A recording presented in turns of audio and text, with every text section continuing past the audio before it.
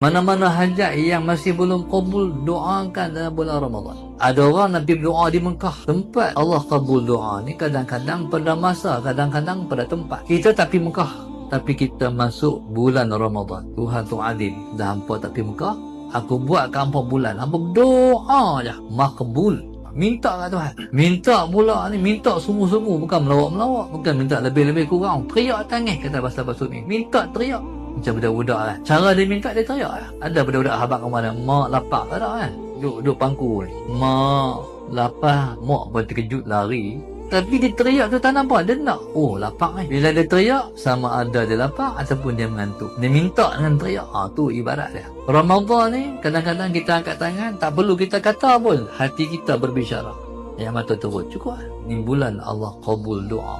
Esok hari terakhir, lusa kita puasa, insya-Allah. Doa hati kita lembut. Masuk Ramadan, bulan yang